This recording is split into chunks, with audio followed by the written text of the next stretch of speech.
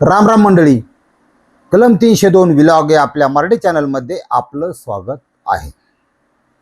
माणसाला गडी असू बाई असू, देवाने जी शरीर दिले, जे जन्म दिलाय, आईबापाने लहानपणी संस्कार दिल्यात आणि निसर्गाने बुखा दिल्यात. हे ज्या बुका आहेत, बुक हे नुसती पोटाची बुक नसते. पोटाची बुक असते, स्वतःची बुक असते. त्याच्यानंतर अजूनही बऱ्याच प्रकारच्या बुक आहेत. श्रीमंतीची पैशाची बुक असते, प्रसिद्धीची बुक असते, काहीतरी मोठं बनायचं, लय प्रकारच्या बुका. आता ह्याच्यावर कसं नियंत्रण करतो मन? मन काय काही म्हणन, पण आपला आत्मा सांगत असतो आपण पुण्य करतोय का पाप करतोय. ह्याच्याचा कंट्रोल सुटला मनाचा एकदा आणि त्या बुखच्या आहारी गेला की मग ते गडी असू बाय असू, त्याला प्रपंच कळत नाही, समाज काय म्हणीन, नावं ठेवीन काय, एवढंच काय बा स्वतःला तुरुंगात जाऊन बसावं लागन ते सुद्धा काय कळत नाही. मग त्याच्या आहारी गेला की मग कसा करेक्ट कार्यक्रम होतोय. काय विषय तुम्हाला समजून सांगतो. नवी मुंबई ऐरोली, आता हा आठ साईडचा भाग आहे. जरा मेन मुंबई आतमध्ये राहिली, पण साईडसाठी आता जी पांगत पांगत चालली ना, तो ऐरोली जंगल बिंगल गणदाट तिथं त्या ऐरोली परिसरात घडलेली घटना आणि आंतरराज्य किंवा राष्ट्रीय नवरा मार स्पर्धेमधली ही घटना आहे. ही घटना ज्या पद्धतीने मीडियाने सांगितली, पण त्याच्या पाठीमागची पार्श्वभूमी कुणी सांगितली नाही. तुम्हाला थोडी इसकाटून सांगतो, मी तुमच्या डोक्यात बसव. बळीराम जराड नावाच्या व्यक्तीची कथा आहे आणि ही स्टोरी, ही सत्य घटना सांगत असताना एखाद्या माणसाला तुम्हाला सांगतो, देव पहिल्यापासून त्रासच व्हा. त्याला आयुष्यात कधी सुख, मला अनेक आपले सबस्क्रायबर ना, बऱ्याच जण लहानपणापासून त्यांना त्रास आहे. लहानपणापासून आयुष्यात सुख चांगलं असं कधी घडलंच नाही. सतत सगळ्यात गोष्टीत अपयश, पैसा नाही, पैसा आला तरी तो टिकत नाही, मनासारखं काही जागता येत नाही, संकट येणार, आजारपण, खगोळ्यान खालजाळपाडान खमातीन असलं विषय. ह्याच्या पाठीमाग त्यांनी, माझं तर म्हणणं आहे की माझ्याशी संपर्क करून किंवा कधी आपली गाठ पडली भविष्यात, तर स्वतःच्या शरीरातली जी एनर्जी आहे ती चेक केली पाहिजे. मेलेल्या माणसाच्या मड्याच्या हातात जर एनर्जी चेक करायचं मशीन दिलं तर ते एकही लाईट लागू शकत नाही, एनर्जीच नसते, कारण आत्मा निघून गेलेला आहे. पण पॉझिटिव्ह निगेटिव्ह एनर्जी काय विषय असतो का, हे एक वेगळे शास्त्र आहे. तुम्हाला सांगतो, आपलं थोडंफार वाचन झाले, आपण काय आता लय गाढ अभ्यासक आहे अशातला भाग नाही, लय सनाळे हाणायला, पण थोडंफार म्हणजे जगात बऱ्याचशा अशा गोष्टी आहेत की आपल्याला होतो, जो होत असलेला त्रास ह्याच्यापासून आपण कसं मुक्त व्हायचं, कसं रिलीज व्हायचं, किंवा आणि त्रासापासून मुक्त होण्यासाठी माणसाची काही करायची तयारी असते. चांगल्या म्हणजे सात्विक दृष्ट्या सांगतो तुम्हाला मी, नामस्मरण करू शकतो, ब्रह्ममुहूर्त होतो, पूजापठण करू शकतो, आपल्या इष्ट देवतेला पाचारण करू शकतो, स्तोत्र वाचू शकतो, काही करू शकतो, असं काही नाही. पण ही साडेसाती हटावा सगळ्यांची, असं माझं. आणि हे जगात प्रत्येकाला सुखी राहण्याचा अधिकार तुम्हाला बी आहेच ना, मला बी आहेच ना. आपल्या सुखासाठी आपण धडपडणं आपलं काम आहे. आपलं वय झाल्यावर हातपाय लाटपणात, शरीर दिसना, काय व्हायना, कुठली तरी व्याधी, गोळ्या बिळ्या, म्हातारपणी खर्च करायला सुद्धा मुलांना म्हणायला नाही लागलं पाहिजे की तू बापाला बी गेल्या वेळेस नेलता दवाखान्यात, आता तू नाही. वाईट परिस्थिती जगाची देणार. हातपाय चालतात ना तोवर सक्षम व्हा, ह्या जगात कुणी कुणाचं नसतं. ही जी घटना आहे, बळीराम जराड ह्या माणसाकडं लक्ष केंद्रित करायचं की त्या बाबतीत लहानपणापासून त्या माणसाच्या बाबतीत काहीच घडलं नाही. दुष्काळी पट्ट्यात विदर्भातला गडी आहे, जन्माला आला. ते शेतकरी आत्महत्याचा एरिया, सकाळ उठलं की अख्खं गाव हागायला रस्त्याच्या कडेला, पत्र्याची घरं, प्रचंड व्यसन देणता, पाण्याची बिस्लरची बाटली मिळायची नाही एक वेळी, पण दारू लगेच मिळणारं ठिकाण, सकाळी 7 वाजता तांगाट होऊन चालणारे लोक, कुणी 70-80 वर्ष जगत नाही. लिव्हर बिवर खराब होऊन ती मरून जातात. थोड्याफार सरपान आणून जाळून टाकीत त्याला, त्याचा विषय राहत नाही. अशा प्रकारचं ते म्हणला आपल्याला काहीतरी वेगळं केलं पाहिजे, वेगळं घडलं पाहिजे आयुष्यात. त्यांनी गाव सोडलं, मुंबईत आला आणि क्वालिफिकेशन काहीच नव्हतं, शिक्षण नव्हतं, कुठली कला नव्हती हातात. काय करता येईल काय करता येईल. मग इतर मराठी माणूस करतो त्याप्रमाणे त्यांनी केलं. आपण असं नोकरी हा प्रकार मराठी माणूस लगेच जातो, ध्यानात ठेवा. हा, तो फरशी बसवणार नाही, तो कलर काम करणार नाही, तो जिथं 2,000 3,000 4,000 मिळतात रोजचे तिथं डोकं लावित नाही. हा, 500 रुपये रोज याला खुश होते एवढ्यात ते. असे कार्यक्रम आहे आपला. हा, ते आला तिथं वॉचमॅनची नोकरी, बिल्डर असतो, ही मटेरियल पडलंय, सिमेंट पडलंय, ही पडलंय, रातभर जागा राहून माझ्या ह्याचं रक्षण कर, त्याच्याबद्दल तुला ही असं तसं प्रामाणिकपणे केलं ते बळीरामनी. पण ती आजूबाजूची परिस्थिती बघितली, त्याच्या एक गोष्ट लक्षात आली, सारे शहरात पैसा लय आपल्याला, तर कुटुंब स्वतःचं करायचंय, स्वतःची मुलं असली पाहिजेत आणि चांगलं लय आपल्या श्रीमंत व्हायचं नाही. आपण काय 500 रुपये कमवून श्रीमंत होणार नाही, पण प्रामाणिकपणे आयुष्य काढू शकतो. अर्धांगिनी बेठणी एखादी आपल्या साजेल, आपल्या धंद्याला, आपल्या नशिबाला जी असन ती, तिला जीव लावी नामकं तमकं अशी स्वप्न बघायला लागला. वय वाढत होतं, उशिरा लग्न झालं. त्याचं लग्न साधारण 38 ह्या वर्षी झालं. आणली गावाकडची, सिटीत कारण कोण द्यायला मोकळं नाही देणार, गावाकडचीच आणली एक सुनीताबाई. नवरी बघितली, गडी मारणाचा खुश झाला. उचपुरी, दिफाड, भारदस्त शरीर यष्टी, उंचपुरी बाई, देखणी बाई, हा, थंबनेल मध्ये दिसणारी तीच बाई. ह्याला म्हणला सबरा का फल मिठा होता, खरं आहे बरं का. हा, लय बारी बायको मिळाली, देखणी मिळाली, आता कसा ठासून प्रपंच करतो. गाठे मोठीला 4 पैसे साठवलेलं होतं, काही लाख रुपये. हा, कारण एकट्याचा त्याला काही व्यसन नव्हतं, काय नव्हतं. म्हणला ह्या शहरामध्ये पुण्या मुंबईसारख्या ठिकाणी जर राहायचं असेल तर सगळ्यात महत्त्वाचा प्रश्न आहे, राहतं घर असावं, भले 10 बाय 10 का असाना. कुठेतरी जागा खरेदी करावी, कुठेतरी सुरुवातीला पत्र्याचं बांधून नंतर सिमेंटचं बांधता येईल, पण स्वतःचं घर असणं फार गरजेचं आहे. घर एकदा झोपायची सोय झाली की पार एखाद्याच्या श्रीमंताच्या नुसत्या कचरा बागेतलं कटिंग केलं तरी 1000 मिळतात, पैसा मिळतो. राहणं फार गरजेचं आहे. काय करता येईल काय करता येईल. ते बायकोला म्हणला, हे बघ मी पैसे साठवल्यात, आपण स्वतःचं टुमदार घर घेऊ. त्याची मान्यता म्हणली, आपल्या प्रपंचाला मी बी हातभार लावते. मग ती 2 घरची दोन्ही भांडी करायची, तिथून काही रात्रीचं शिळं राहिलेलं श्रीमंताचं अन्न यायचं, ती गरम करून खायची. सुंदर प्रपंच चालला होता महाराज, काय अडचण नव्हती प्रपंचात. आणि हाच प्रपंच गरजेचा आहे जे अनेक लोक करतात, की नवरा बायकोचा मेळ पाहिजे, दोघाचा नवरा बायकोचा विचार पाहिजे, एक विचार पाहिजे. एखादा मोठा कुठला निर्णय घेताना बायकोचा सल्ला घेतला पाहिजे. भले तिला कळो न कळो, पण तिला समाधान वाटतं की बाबा नवरा माझ्याशिवाय काय करत नाही. ही एक आत्मिक बांधिलकी एकमेकाची असणं, घट्ट मनाने घट्ट झाले पाहिजेत. हा, शरीराने काय तुम्ही रोज एकमेकाच्या बोखांडी वाचणार, सगळं जगत बसतं, त्याला काय ते कुत्र्याचं खळ आहे. नुसते विषय वाचणे विषय काम होत नाही. तुम्ही मेंटली जोडला गेला पाहिजे, पती पत्नी म्हणून. झालं बाबा ह्यांचं काय झालं, चालू प्रपंच. पोरं काय, पोरांचा विषय नसतो, हसत खेळत सहज आपल्या गोतडागोतडीत होऊन जातात, ते काय लय महत्वाचा विषय नाही. पण पोरं 2 झाले की यांची जबाबदारी वाढली, पोरं वाढली की खर्च वाढला त्यांचा. पण यांनी त्या ठिकाणी पत्र्याची रूम काढली होती, जागा स्वतःची होती. म्हणलं हे बघ छत्त झाले आपल्याला, करू हळूहळू, पोरांचं बघू, त्याला शाळेत टाकू, असं करू. ते म्हणले मी 4 पैसे करू. सगळं कसं व्यवस्थित चाललं होतं. काय कुणाचं नशीब असतं बघा. कसंही असलं तरी हा जो बळीराम जराडे हा खुश होता आतून. त्याच्याकडे स्वतःचं घर होतं मुंबईसारख्या ठिकाणी, बायको होती आणि 2 मुलं होती सोन्यासारखी, 1 मुलगा 1 मुलगी. मला देव मायासारखा सुखीच. ते अँटोलियामध्ये राहणारा अंबानी आणि मी जगात दोघंच खुश आहेत. म्हणला मस्तपैकी आपलं चलून द्यायचा कार्यक्रम.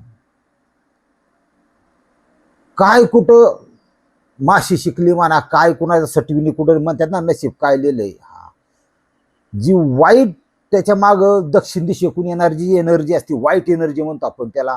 कुणी काय केलं म्हणा, किंवा काय त्याच्या नशिबाचा फेरा म्हणा, पण हा येण्याआधी दस्तक मिळत असते तुम्हाला. सतत अडचणी येत असतात, आजारपण असतं, आमोशा पौर्णिमेला भांडणं असतात घरात, वाद होत्यात तयार ऑटोमॅटिक. हे सगळं व्यवस्थित चाललं असताना हे अशा ठिकाणी आता ही जागा घेतली म्हणजे फार कडला लांब, मुख्य बाजारपेठेत जायचं म्हणलं, भाजी मार्केटला जायचं म्हणलं, मेडिकलला जायचं म्हणलं, शाळेत पोरांना सोडा जायचं म्हणलं, तरी थोडं 1-1.5 किलोमीटर 2 किलोमीटर जावं लागायचं. थोडं जाड्याचा एरिया, भीती वाटायची. मग रिक्षाची सोय असायची. मग ही जी महिला आहे सुनीताबाई, त्या 2 पोरांना घेऊन शाळेत सोडायला तिथपर्यंत यायची. रिक्षावाल्याचं बी असं होतं की रिक्षावाल्याने काय केलं, एक 8-10 मुलांचं मिळून म्हणला बाबा महिन्याला एवढं द्या, मी नेईन बी आणून बी सोडीन. म्हणले चांगलं आहे. रिक्षावालाचं नाव होतं राहुल प्रजापती. राहुल तुळरास खतरनाक. ती प्रजापती म्हणला बाबा मी करतो काम, चांगले. त्या राहुल प्रजापतींनी ही बाई बघितली, त्याचं पत्र्याची नट निघून गेली बा अँगल सकट. हा, म्हणला काय देखणी बाई आहे बा, आणि इतके हसून खेळून बोलते. ते कसं असतं, तुम्ही मार्केटमध्ये समजा रस्त्याने चाललेला आहे, मिठाच्या दुकानापुरतं सांगतोय तुम्हाला, प्रत्येक गोष्टीला एक गंध असतो, तो फुकट मिळतो, लक्षात घ्या. फुकट. तुम्ही कधी जिलेबी काढणारा पैसे गेला, जिलेबीचा एक सुगंध असतो बघा. आता बऱ्याच ठिकाणी हरियाणा जिलेबी अमकं तमकं चालू बघा चालू. 40 रुपये किलोची साखर, 40 रुपये किलोचा मैदा, फुकटचं पाणी, जिलेबी, तेल तर अत्यंत साधं. हा, जिलेबी 200 रुपये किलो, 300 रुपये किलो. याचं कलेक्शन बघा तुम्ही. मारणाची छापी, त्यात पैसा परराज्यात जातोय. आपल्या महाराष्ट्रीयन अवलादींनी हा विचार केला पाहिजे की आपण जिलेबी शिकायची बाबा, कुठेही टाका. लय आज वाटते ना, गाव सोडून, तालुका सोडून, जिल्हा सोडून टाक बघतो. 2-3 मित्र एकत्र आले, कुठेही तुम्ही परफेक्ट जिलेबी टाका. दादा हो, तुम्हाला 1000 रुपये रोजचे नाही मिळले तर मला विचारा. असा विषय. लाज नाही, धंद्याची लाज ना करू. येणारा काळ फार वाईट आहे. आता ही बाई त्याला आवडली बा, त्या राहुल प्रजापतीला. त्या राहुलचं वय 30, दिसायला साऊथ इंडियनचा हिरो असतो का, मिशे बॉक्स टाईप मिशे असं व्यवस्थित टकाटक. तर रिक्षावालाच येतो. मग हसायला खेळायला मॅडम मॅडम केली सुरुवात. ही 2-3 घरची दुनं भांडी करायची ना. श्रीमंत आपण मनात एक बसलेला असतं, आपण गरीब आहे बा, आपला हातरून पांघरून बघून आपण राहावं. पण ह्याचं जे बोलणं, मॅडम असन मॅडम तसन, आवाजावून हे ते, हिला थोडं बरं वाटायला लागलं. हॅप्पी हार्मोन्स आहेत आतले 7 मधले 4, 7 मधले 3, तेच चांगलं काम करतात, बाकी ते 4 वाईट काम करतात. ते 3 हॅप्पी हार्मोन्स स्त्रावायला लागले, थोडं गुडी वाटायला लागलं, व्यवस्थित वाटायला लागलं. मग आत्मा शरीर मन असे की थोडी आकर्षित झाली त्याच्याकडं. ते आकर्षित होणारच होत. त्याचं काय, ते आपलं चुंगी घेऊन तयारच असते, ह्यांचा काही विषय नसतो. तुम्हाला सांगतो, हे असे फिरून कुठं नसते, कुठं काय सांद बिटते का लगेच खोसाय तयार. यांचा विषयच नाही लफड्यावाल्यांचा. हे ठोकेकर संघटना गुप्त आणि सुप्त आहे. आणि सगळ्यांच्यात त्याच्यात असा कुठला फर्स्ट क्लास अधिकारी, एखादा मंत्री, तिथपासून आमदार, हा कुणाला तर छक्क्यांचाच नाद आहे. हा, ती कोणाचं काय सांगतात नाही, ते मंत्री का असना, लय आवड लोकांचं. की त्यांचा खाजगी जरी विषय असला तरी बघा ना आता ही. त्याच्यामुळे ह्यांचं दुनियातलं डोकावून बघू नका, तुम्हाला उलटी आल्याशिवाय राहणार नाही. हे जुळलं बघ, कसं काय ना पण जुळलं यांचं. आता जुळल्यानंतर शहराच्या ठिकाणी बिठी गाठीला आणि ह्याला त्याला 2च पर्याय असतात. तुम्हाला सांगतो, लोक त्या वाहनात सुद्धा खोंड्या करतात, वाहनात कारमध्ये खोंड्या करतात. तो काय कसं काय अवघड जर होता असं बरं का. म्हणजे टॅबला कशी लोक काही टॅबला सगळा कारखाना बनतात, म्हणजे ते असं सुटसुटीतपणा काय होतं त्याच्यात. शहराच्या ठिकाणी बऱ्याच वेळा लॉजचा वापर होतो. रिक्षावाल्याची ओळख सगळीकडे असते. रिक्षावाल्याचं माइंड इतकं शार्प असतं की त्याला माणूस नुसता बसला की तो रीड करू शकतो. हा, तुम्हाला सांगतो आता हाय पोलीस डिपार्टमेंटला ह्यातली 50% कमी केली, 50% रिक्षावाल्यांना जरी पोलीसमध्ये घेतलं ना, तपास एक नंबर लावणार बा. मी सांगतो तुम्हाला, इतकं नॉलेज असतं रिक्षावाल्याकडं. कारण रोज 50 व्यक्तींचा स्वभाव चेक करत असतो. त्याचा व्यवसाय कामाचा भाग येते. आणि बरेच लोक आपली घरदार रिक्षाचा हप्ता भरून व्यवस्थित चालवतात. ही परिस्थिती. ह्या जो प्रजापती आहे राहुल यांचा रंगारंग कार्यक्रम चालू झाला लॉजवर, ओळखीच्या ठिकाणी ही ती. मग प्रत्येक वेळेसच 500 1000 800 देणं की. मग तो म्हणला अशी वेळ कोणती की नवरा पाहिजे कामाव आणि पोरं पाहिजे शाळेत. म्हणली डे त्यांना. मग 3 वाजताचेच जा तुम्ही. एक बाई स्वतःचा नवरा सोडून दुसऱ्या बरोबर अनैतिक संबंध प्रस्थापित करते, हे जर कायद्याला जरी मान्य असलं तरी समाजाला मान्य नसतं. आणि सगळ्यात म्हणजे त्या बाईच्या आत्म्याला ते कळलं पाहिजे किंवा त्या बाबाला कळलं पाहिजे हा विषय. आज सुद्धा बरेच लोक त्याच्यात आहेत ग्रुप फटलेली. आणि यांचे शॉर्ट झाल्यानंतर यातले काही मेल्यानंतर यांची स्टोरी मी 2026ला 27ला तुम्हाला सांगतो व्यवस्थित यांचा कसा कसा शॉर्ट झाला ते. मग शीतं काय झालं म्हणजे दुपारची वेळ चांगलं आहे उन्हाच्या तडाख्यात, त्याला काय नाही. मग आता त्या भागात उष्णता लय असते, पंखा लावा आपण जोरात हाय स्पीडनी, त्याला काय होते घाम आला तरी घाम असा सुकला पाहिजे. अशा पद्धतीने यांच्या बिठी गाठी चालू झाल्या. आता जेव्हा यांनी घरी येऊन कार्यक्रम राबवायला सुरुवात केली तेव्हा ती शेजाऱ्या पाजाऱ्यांच्या लक्षात आलं.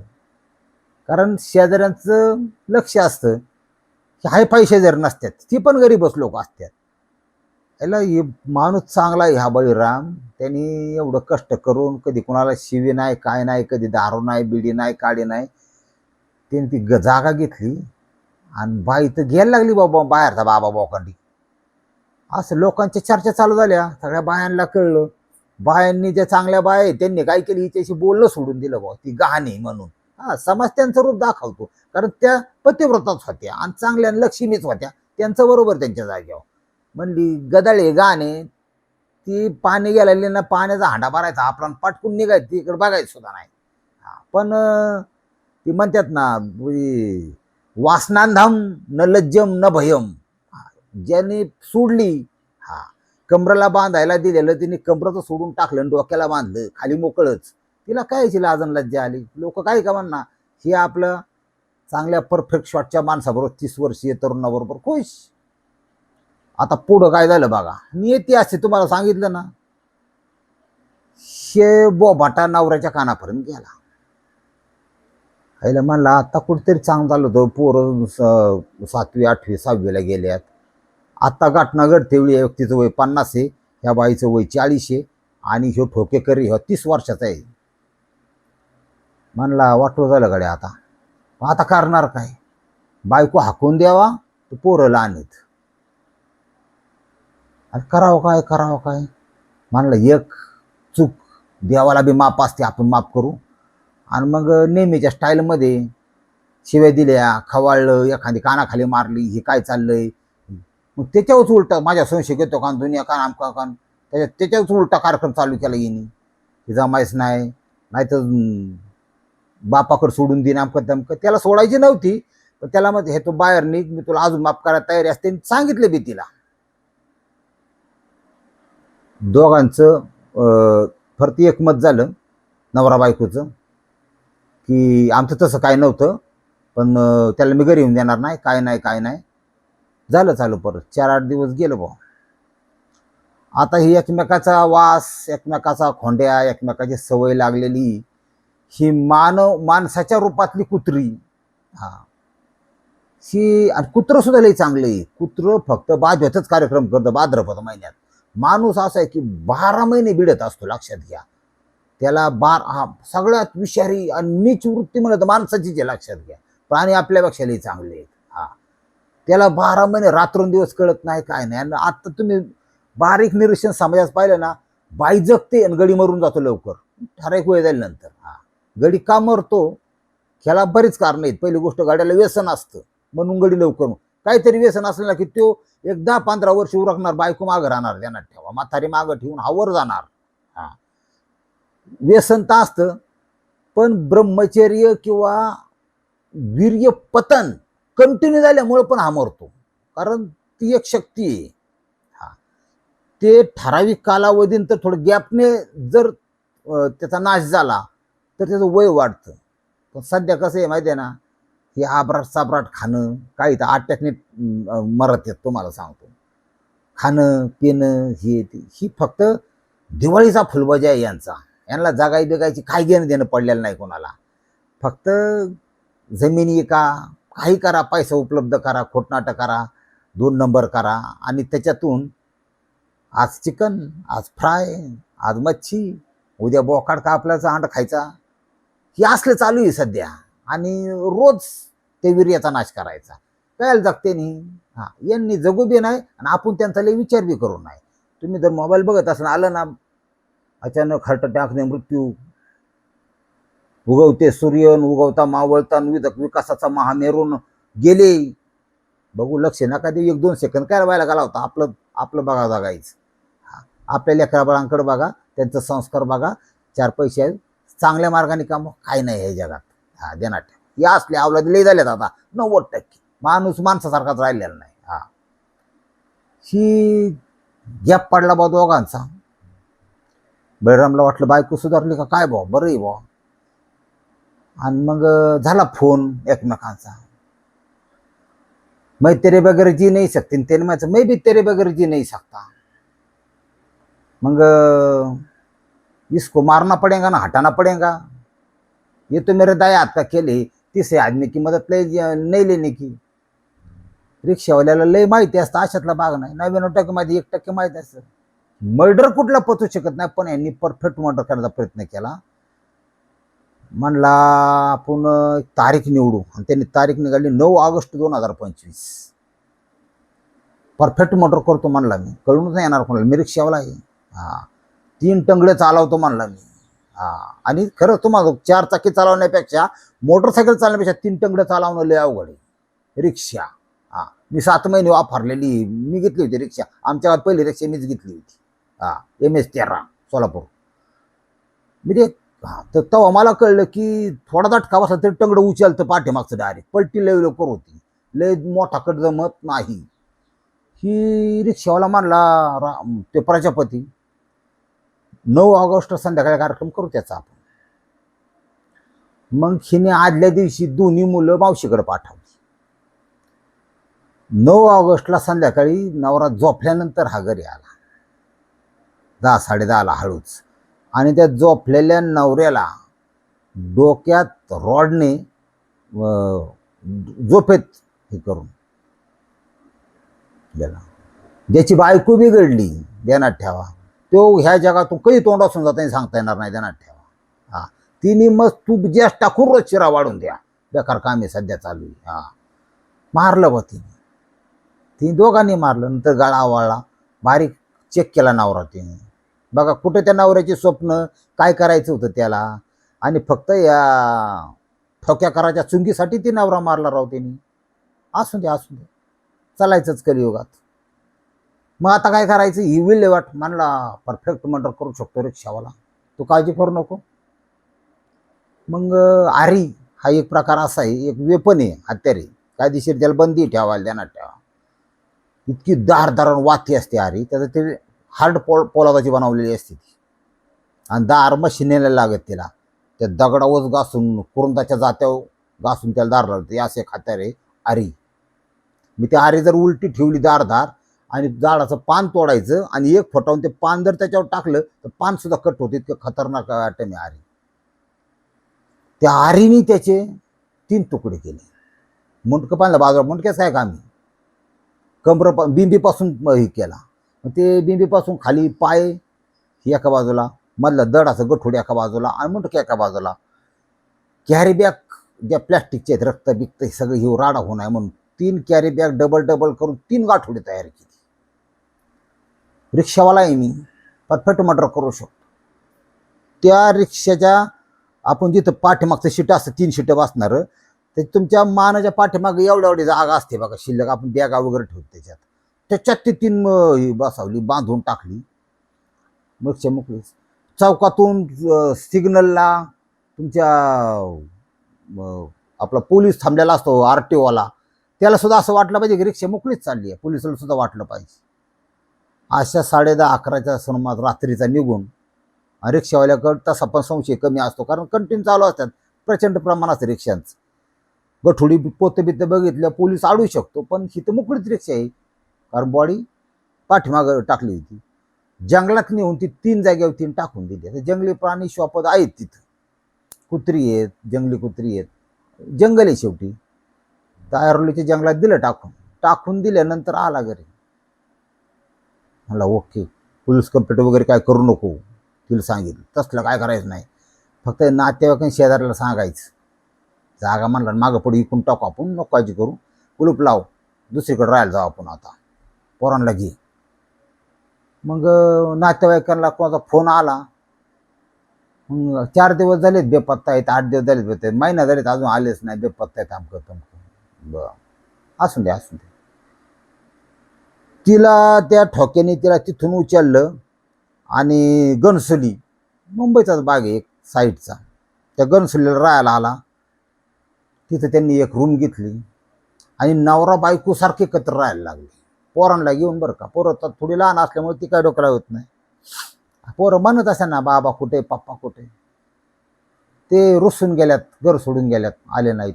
येत्या कटाळल्या येत्या, हा कायच येत्या. सध्या यांनाच पप्पा म्हणा, हे जरा रगाटे चुंगीत तर अर्धा तासपर्यंत खेळते. आता काय आहे ती बरं. ती पोरांचं म्हणणं जर डावून गेलं तर पोरं शेवटी लहान लेकरं आहेत ती. एक बाप गेला देण्यात गेला कशाचा, गालावला त्या बाईनी, घालून द्या. ही घटना त्यांनी तो खून केल्यानंतर 1 महिना 2 महिना 3 महिने 4 महिन्याचा विषय नाही, तब्बल 11 महिने बाटाच नाही. 11 महिने. मग आता ह्या बोटाला जर जखम झाली तर ह्या बोटाला त्याची रग लागणारच आहे ना. त्याला म्हणतो आपण भाऊ. सध्या बरेचसे भाऊ एकमेकाच्या वाईटा उठल्यात, पण त्याचा एक भाऊ होता भाऊ. आयला म्हणला, बायकोला आला, भळ्याचा फोन नाही आला. कधी मध्ये फोन करत असतो मला, त्या वॉचमॅन करतो ही. म्हणला काय भानगडी काय, त्याचा फोन बंद लागतोय आमकं तमकं. 11 महिन्यांनी. मग त्यांनी जरा जास्त चौकशी करायला सुरुवात केली, कोणाकोणाला फोन करतोय. मग ते भाऊजाईला फोन केला, बळ्या कुठे आहे, त्याचा फोन लागा ना, काय नाही. म्हणले भाऊजी 10-11 महिने झाले बघा ते निघून. मग तू सांगायची कवा, तू पोलीस स्टेशनला तक्रार केली होती का, तक्रार करावी लागते का, मला काय माहित नाही बा त्यातलं. थांब मी आलो तिकडं, बघू आपण काय होतं. त्यांनी त्याचा एक चुलत भाऊ घेतला आणि 2 जण आले बा तिथं. आलेलं तर ते खोलीत म्हणले कुठे आहे तू इथं. हां, त्यांनी घेतलेली खोली कुठे, म्हणली तिला कुलूप आहे तिकडेच. बरं, तू इकडं राहते का, बरं कामाला जाऊन खाते बघा, पण 10-11 महिने ते का आले नाहीत. बरं ठीक. त्यांनी घरात गेलं, बघितलं टी-शर्ट पॅन्टी ही मोठ्या गाड्या कोण आहे, मग ही कपडे कोणाची. म्हणलं ते आई तिथलेच येते, त्यांची कपडे.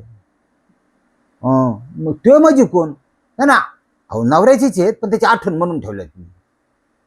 नवऱ्याचे कपडे आहेत का, बरोबर, नवरा टी-शर्ट वापर, बरोबर ठीक आहे.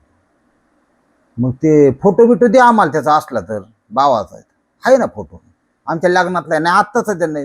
हा ते आधार काढला आणि ती करायला काढलं होतं. हा मग देते. फोटो घेतला, पोलीस स्टेशन गाठलं. तिथंच लोक त्या पोलीस स्टेशनला रिसर की साहेब, हा माझा भाऊ, ही माझी भाऊजाई, हिच्या घरात कुठ दुसरीकडेच राहते, भावानं घेतलेली खोली बंद आहे, सगळं संशयास्पद आहे. आणि माझा परफेक्ट विश्वास घ्या, बाईनीच माझ्या भावाचा वाट लावली असेल बा, तुम्ही तपास करा, हा काय ती सत्य शोधून काढा. आता ते पोलीस आहेत महाराज, त्यांनी असा कार्यक्रम राबवला, त्यांना माहिती आहे कुठं करायचं, कसं करायचं काय. हा म्हणजे साधारण एखाद्या मंत्र्याला माहीत असतं की कुणाला किती खोके दिले, कुणाचे कोणते 2 नंबर देऊन दे दाखवले सगळं. हे बघ, हे 50 खोके घेईन, इकडे ये नाही हे तर ईडीची कारवाई तुला आतमध्ये. तू म्हणतो जा दे बा, लोक शिव्या का द्यायनात काय का होणार, पण 50 खोके घ्या. हा, तू परत निवडून यायची काळजी आमच्याकडे लागलं, तू नको काळजी करू. लोकांनी तुला किती मतदान करून विरोधात, ते आम्ही करतो बरोबर. येते असं असतं, तुम्हाला कायच नाही आतलं. ती आपलं जाते. गेली लोक कुचक हत्तीकडं, काय ती लोक त्यांचं कामन बिमन समाजन काय राहिले लोक. आमदार मंत्री खासदार होणे म्हणजे समाजसेवेचं नाटक करून स्वतःला काही अब्जाधीश बनवणे असा एक प्रकार चालू झाला आहे सध्या. ते सकाळ सकाळ नको त्यांचे नाव काढायला. ह्या घटनेमध्ये पोलिसांनी CDR काढला फक्त 11 महिन्यापूर्वी, जेव्हापासून सगळ्या महिन्यात सगळे ठोकायचेच कॉलन हेन संशयित म्हणून ताब्यात घेतले, मारण्याचे रिपीट केले. आता महिला कॉन्स्टेबलला सुद्धा विशेष शिक्षण दिलं जातं, महिलेकून कसं वधवून घ्यायचं. आणि काही गोष्टी न सांगायला पूर्वी, आता जुन्या काळात थोडं अशा गोष्टी सांगून आहेत, पण कबूल वधवून घेण्यासाठी वेगळे प्रकार असायचे. आता नाही शक्यत, पण त्या झेंडूबाम फार गरजेचं. एवढा झेंडूबाम असला का अशा पॉइंटला लावायचा की अशी थया उड्या मारल्या पाहिजे ती. पाण्यात जाऊन बसली पाहिजे, डुबक्या मारली. बेकार का मी ती, तुम्हाला कळायच नाही आतलं, नको रे तुम्हाला आतलं सांगायला. फक्त एवढं सांगतो, गुन्हा करून पोलिसांनी तळक्यात जाऊ नका बा तुम्ही. चोरीसारखा मार नाही, खुनासारखा मोठा गुन्हा जितका मोठा ना, आणि सगळं वरपर्यंत सिस्टम हे चालतात. वधवून घेणे हा प्रकार फार खतरनाक आहे. त्यापेक्षा सोपी गोष्ट आहे ना, गुन्हा करूच नका ना, ती तुम्हाला वेळ येणार नाही असा विषय. मग ते दोघांनी कबूल केलं. आता FIR दाखल करून पुरावे गोळा करायचं काम चालू आहे. पण आज आम्ही सांगतो आत्तापर्यंत सर्चिंग ऑपरेशन चालू आहे, पण साधा हाड सुद्धा अजून मिळालेलं नाही. ते 3 जी गठुडी टाकली होती ना, हाड नाही मिळालं कुठलं. ती जिथे जिथे टाकलं संपूर्ण परिसर पोलीस पिंजून काढतायत जंगलात, पाऊस चालू आहे तरी, कारण 11 महिन्यापूर्वीचा विषय. आणि काय सांगावं, उद्या जर पोलिसांना जर पुरावे नाही सापडले, हे रिक्षावाला परत बाहेर यायला बसले बा, आणि बाई परत बाहेर यायला बसली. निर्दोष मुक्तता, बेकार कामी. काय होते कळणच आपल्याला पुढं आता. पण निष्पाप जो मारला गेला ना, त्याला कुठेतरी न्याय मिळावा असं मला मनापासून वाटतं. रामकृष्ण हरी माऊली.